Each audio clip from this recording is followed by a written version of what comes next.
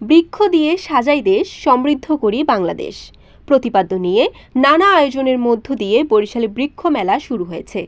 বৃহস্পতিবার মেলার উদ্বোধন করেন বিভাগীয় কমিশনার মোহাম্মদ শওকত আলী। বিশাল এলাকা জুড়ে লাখো গাছে ঝুলছে আম, জাম, কলা, লিচু, বেল, মাল্টা, সুইট লেমন সহ শত শত প্রজাতির ফল। আছে বনজ, ঔষধি, সৌন্দর্যবর্ধক সহ হাজারো প্রজাতির দেশি বিদেশি গাছ।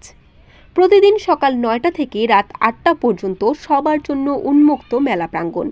মেলায় ঢুকতে লাগবে না প্রবেশ ফি। রয়েছে বিনামূল্যে গাড়ি পার্কিং ব্যবস্থা। প্রথম দিন ভিড় কিছুটা কম থাকলেও দ্বিতীয় দিন থেকেই মেলা জমে উঠেছে। হুমড়ি খেয়ে পড়ছেন বৃক্ষপ্রেমীরা।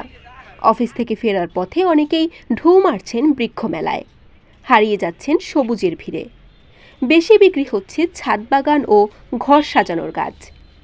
গাছের পাশাপাশি বীজ, সার, মাটি, কীটনাশক, টব, গাছ রাখার বিভিন্ন আসবাবপত্রও বিক্রি হচ্ছে।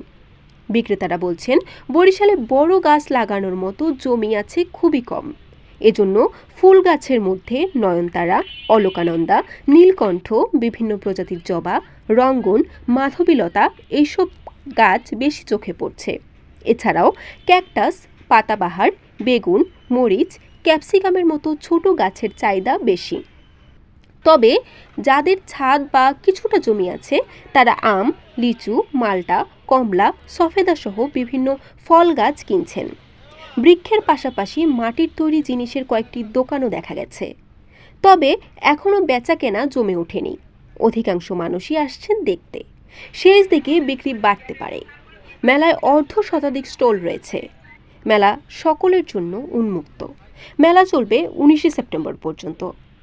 বরিশাল.নিউজ।